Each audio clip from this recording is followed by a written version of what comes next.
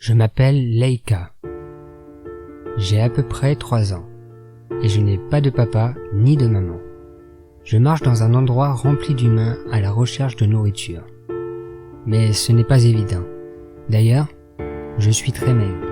Je fais 6 kilos seulement. Mais ne vous en faites pas pour moi.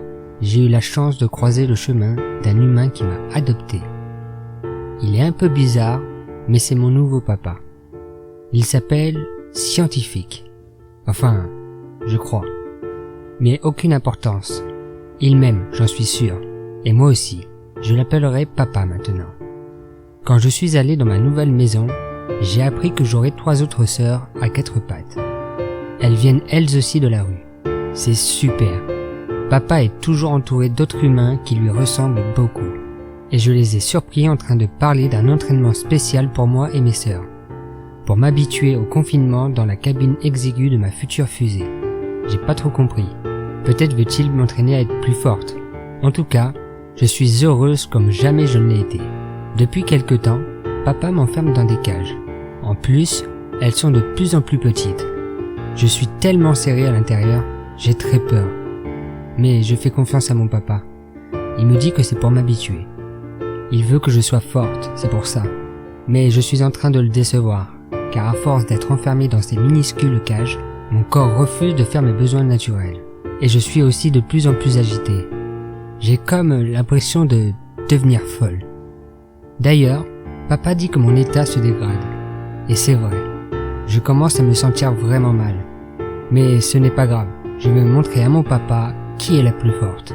Tu ne seras pas déçu de m'avoir adopté. Les rares fois où je quitte cette horrible cage, papa me met dans ce qu'il appelle une centrifugeuse, qui simule l'accélération subie au lancement de la fusée, ainsi que dans des machines reproduisant les bruits à bord d'un vaisseau spatial.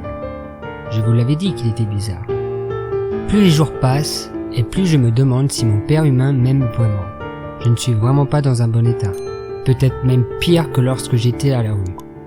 Et puis, tout ce qu'il me fait faire. Dernièrement, il me fait manger tous les jours un gel nutritif.